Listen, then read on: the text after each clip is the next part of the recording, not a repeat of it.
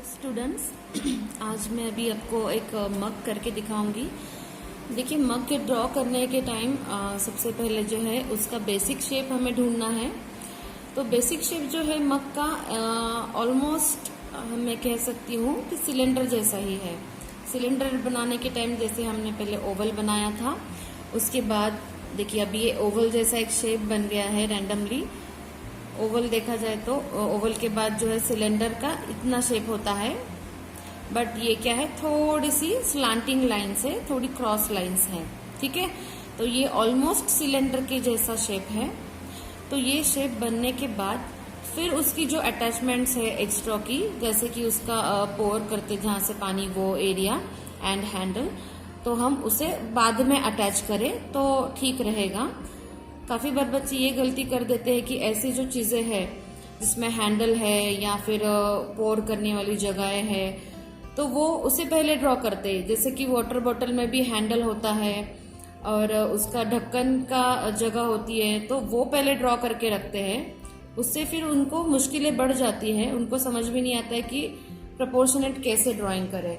तो सबसे पहले देखना है कि किसी भी चीज का जो बेस है वो हम क्लियरली ड्रॉ कर ले, और क्लियरली वो ड्रॉ होने के बाद फिर उसकी जो अटैचमेंट्स है उसे हम ड्रॉ करें। अभी मैंने आपके लिए हल्का सा डार्क कर लिया है और ये आपको अभी ड्राइंग कैसे करना है पता चल गया। जैसे मैं हमेशा करती हूँ, कलरिंग से पहले मैं हमेशा उसको हल्के से इरेज कर देती हूँ, क्योंकि पेंसिल की जो एक्स्ट्रा लाइंस है हमने जो बनाई थी वो निकल जाए। हल्के हाथ से इरेज करना है। अभी इसकी फैमिली जो है मैं अभी ऑरेंज में करने जा रही हूँ, तो ऑरेंज की फैमिली मैंने सिलेक्ट कर ली है मेरे हिसाब से। डीप येलो से लेके ऑरेंज, फिर थोड़ा dark orange, then red, permanent red, ये ब्राउन, तो इनके साथ मैं करने जाऊंगी। ठीक है, हो सकता है कि इनमें से एक कलर मुझे लगे कि एक्स्ट्रा हो गया तो मैं यूज ना भी करूं, फिलहाल मैंने इनको ले लिया है। तो लाइट के पहले तो मैं ये करूंगी कि पूरा आउटलाइन जो है आउटर शेप का, वहां पे मैं आउटलाइन जैसा एक फिलअप कर लूंगी। देखिए, कलरिंग के टाइम भी याद रहे कि हम बस जो अंदर का पार्ट है, जो मेन पोर्शन है किसी भी ऑब्जेक्ट का, जैसे कि इस मग में मेन पोर्शन है ये मग के ऑब्जेक्ट का सिलेंडर शेप जो हमने सबसे पहले बनाया था, तो सबसे पहले उसी को कलर कर लें, बाद में बाकी की चीजें हम कलर कर सकते हैं। देखो, मैंने फर्स्ट नंबर का हाईलाइट छोड़ा है, देन लाइट दोनों साइड से लगाया है। अभी लाइट को मैं हल्का हल्का पीछे लेके जाके हल्का सा छोड़ दे रही हूँ। ऐसे नहीं किया कि टुकड़ों टुकड़ों में कलर किया। मैंने जो था डीप येलो वो लगा के हो गया है। अभी सेकेंड नंबर में थोड़ा सा जो ऑरेंज है हल्का सा लाइट, उसको मैं यूज कर रही हूँ। देखिए, कलर को मैं हमेशा पूरा फ्लैट पकड़ के अप्लाई करती हूँ। बच्चे काफी बार ऐसे पकड़ के ऐसे कलरिंग करते हैं तो उससे स्क्रैचेस जैसा बन जाता है, लाइंस बन जाती है ऑब्जेक्ट पे, तो वैसे नहीं होना चाहिए। एक तो स्क्रिबलिंग करें, नहीं तो फ्लैट कलर एप्लीकेशन करें, लेकिन जब फर्स्ट एप्लीकेशन होता है वो हमेशा फ्लैट एप्लीकेशन रखे तो अच्छा है। सेकेंड लेयर में फिर हम स्क्रिबलिंग वगैरह कर सकते हैं। कलर यहाँ से चिपकाया हुआ होता है कवर, तो उसको हम क्या करेंगे, थोड़ा सा यहाँ से टेयर कर लेंगे ताकि हमें कलरिंग में आसानी हो। अब ये कलर को पूरा इस तरह से लगा के मैं जो डार्क का एरिया है वहां पे, देखो मैं भी इस तरह से घुमा रही हूँ लेकिन मेरी लाइंस नहीं आ रही है, क्योंकि मैंने कलर को पेन जैसा नहीं पकड़ा है, मैंने उसको फ्लैट पकड़ लिया है, पूरा टच किया है जमीन को, पेपर को। तो इस तरह से हम इसको फर्स्ट एप्लीकेशन हो गया है। अब मैं और डार्कर, तो ये ब्राउन है मेरे पास, ये बर्न सिएना वाला जो ब्राउन होता है वो भी अच्छा है। दूसरा डार्क ब्राउन मत यूज कीजिए, वो ज्यादा डार्क हो जाएगा। और अंदाजा लेते लेते हमें काम करना है, कौन से कलर को कितना प्रेशर देके अप्लाई करना है ये हमें समझ में आना जरूरी है। देखिए,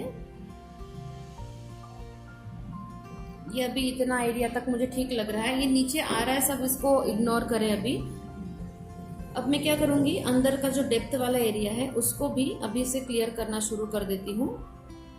मैंने जैसे कि कहा था इस साइड से लाइट आ रहा है, यहाँ पे हाईलाइट अगर है तो डेप्थ वाले एरिया में अंदर के साइड में डार्क ही होता है।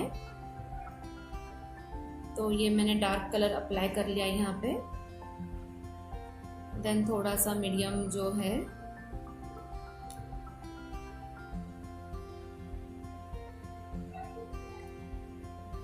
थोड़ा सा लाइट ऑरेंज,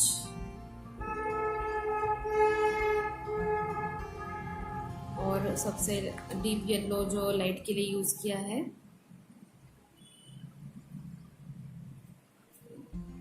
ठीक है, ये भी फर्स्ट एप्लीकेशन हो गया अपना। अभी मैं इसके लिए फर्स्ट एप्लीकेशन करूंगी। देखिए ये एक सेपरेट पार्ट हम सोच के उसको लाइट टू डार्क कर लिया है। इसको एक सेपरेट पार्ट सोच के हम लाइट टू डार्क करेंगे, इसको एक सेपरेट पार्ट सोच के हम लाइट टू डार्क करेंगे। तो यहाँ पे ये आ गया लाइट, हाईलाइट और सेकंड नंबर वापस से। देन मैंने उसको 3 नंबर का जो है मिडल टोन लगा लिया है।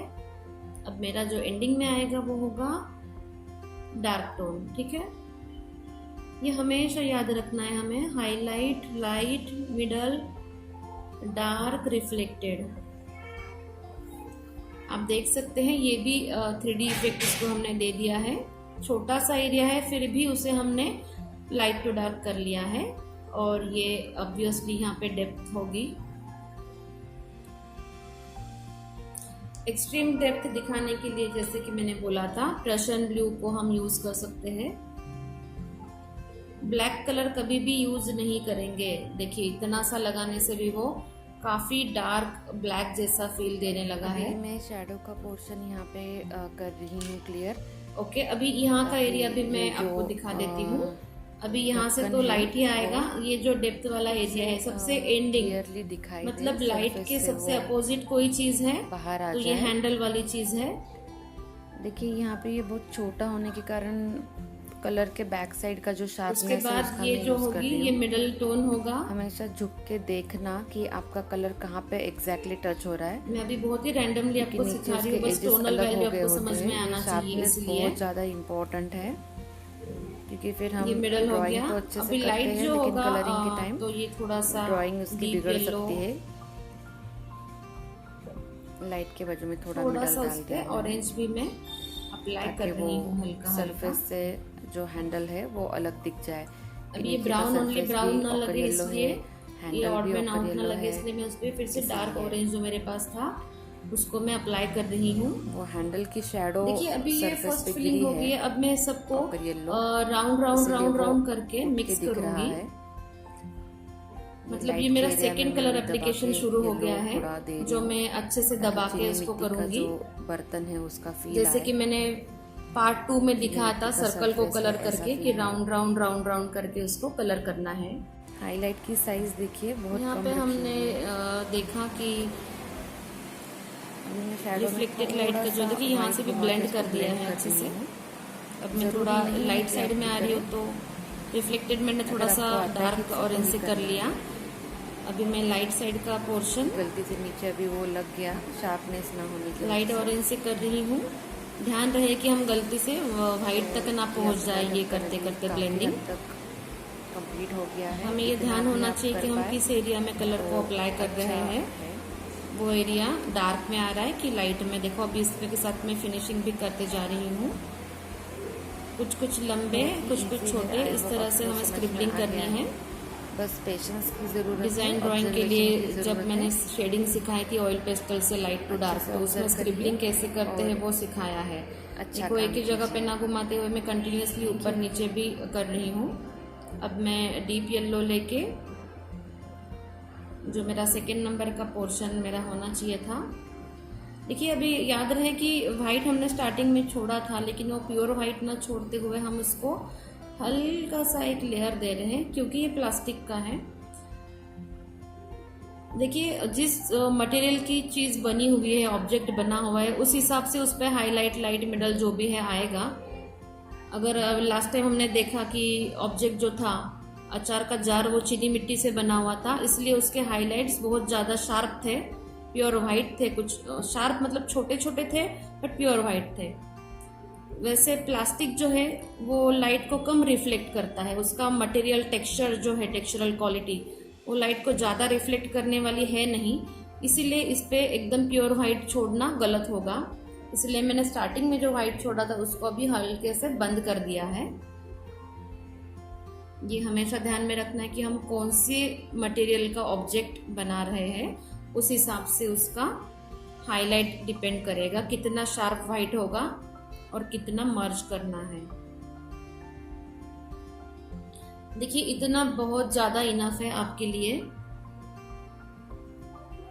यहाँ पे भी मैं थोड़ा सा भी जो है red brown sorry dark orange जो मेरे पास है उससे मैं ब्लेंड कर रही हूँ।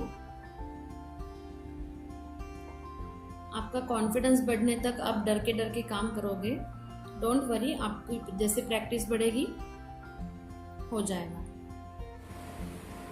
देखिए अभी नीचे का जो एरिया है यहाँ का भी हल्के से मैं इसको राउंडिटी आने के लिए, ये इस तरह से राउंड हो जाता है, तो राउंडिटी के लिए मैंने यहाँ पे भी इसको ब्लेंड किया है। अब मैं जो है उसको शैडो दिखाने के लिए जा रही हूँ।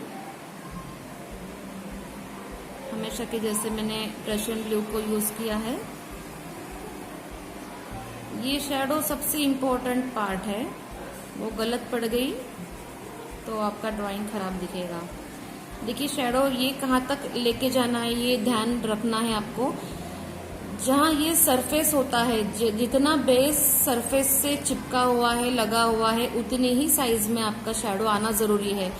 यहाँ इतना इमेजिन कर लो बेस कि यहाँ इतना ओवल है तो इसका भी इतना ही बेस चिपका हुआ है सरफेस से, इसलिए यहाँ तक ही शैडो आएगा, यहाँ तक नहीं चला जाएगा शैडो।